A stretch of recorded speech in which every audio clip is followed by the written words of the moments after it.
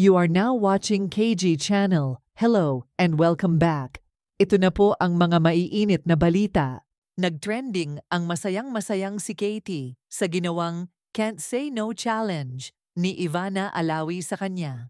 Very happy nga si Katie nang i-guest siya ni Ivana Alawi sa kanyang vlog kasama ang kanyang mommy Katrina Halili dahil napakaraming surprises ang natanggap ni Katie mula kay Ivana. Since ang vlog ay Can Say No Challenge Day, hinayaan lamang ni Ivana si Katie na piliin ang mga toys na gusto niya at sinabi rin ni Ivana na kumuha na rin ng mga toys at candies para sa kanyang mga kalaro at kaklase. Habang namimili si Katie, ay natanong ni Mommy Katrina kung masaya ba siya sa ginawa Ivana. Ang sagot naman ni Katie ay, "Happy ako." At mas natuwa pa si Katie at Mommy Katrina nang ibilhan din ni Ivana si Katie ng iPhone 15. Wish granted nga lahat ng gustong bilhin ni Katie at nagpasalamat siya kay Tita Ivana. Sa video makikita din na tinitignan muna ni Katie ang mga presyo ng mga pinamimili niya at kinukuha lamang yung mga mura. Makikitang marunong magtipid at naturuan ng maayos ni Mommy Katrina si Katie.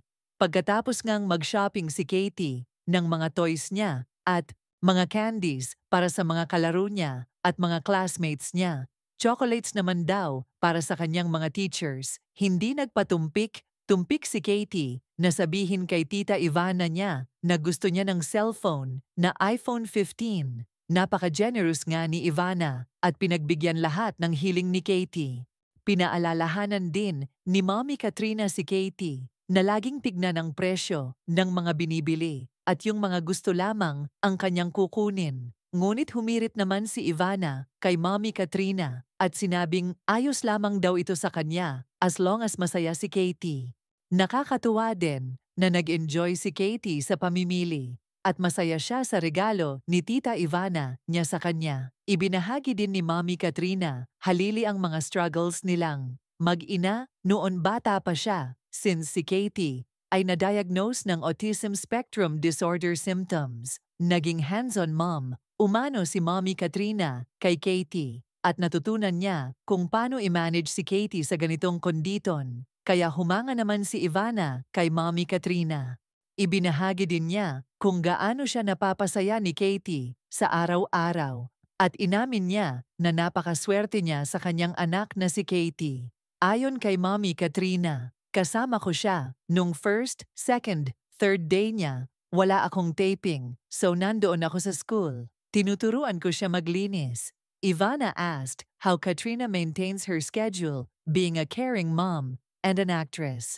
Actually, nai-enjoy ko talaga. Kapag wala si Katie, kulang. So, hindi ko alam. Hindi ko masabi kung paano ko hinahandle. Basta kailangan ko siya. Katrina credits Katie for inspiring her kindness. It's her daughter who brings out the best in her. Maswerte ako kay Katie. Akala nila ganyan na si Katie. Marami din pong paghihirap. Pagkatapos ng vlog, ay nagpasalamat naman si Mommy Katrina at Katie sa mga ibinigay ni Ivana Alawi kay Katie. Tuwang-tuwa at masaya naman si Ivana na napasaya niya si Katie at nagpasalamat din siya sa mag-ina.